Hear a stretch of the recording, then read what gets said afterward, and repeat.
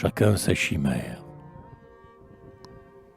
Sous un grand ciel gris, c'est une grande plaine poudreuse, sans chemin, sans gazon, sans un chardon, sans une ortie. J'ai rencontré plusieurs hommes qui marchaient courbés. Chacun d'eux portait sur son dos une énorme chimère, aussi lourde qu'un sac de farine ou de charbon, ou le fourniment d'un fantassin roman. Mais la monstrueuse bête n'était pas un poids inerte. Au contraire, elle enveloppait et opprimait l'homme de ses muscles élastiques et puissants.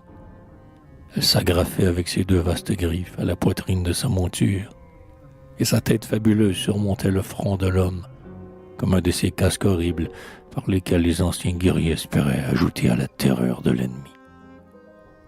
Je questionnai l'un de ces hommes. Je lui demandai où il allait ici. Il me répondit qu'il n'en savait rien, ni lui, ni les autres, mais qu'évidemment ils allaient quelque part, puisqu'il était poussé par un invincible besoin de marcher.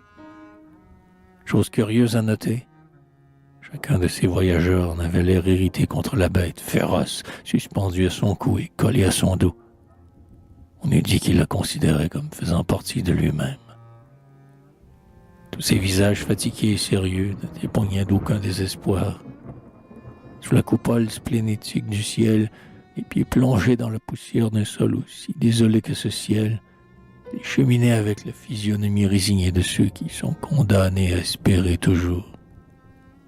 Et le cortège passa à côté de moi, s'enfonçant dans l'atmosphère de l'horizon, à l'endroit où la surface arrondie de la planète se dérobe à la curiosité du regard humain. Et pendant quelques instants, je m'obstinai à vouloir comprendre ce mystère.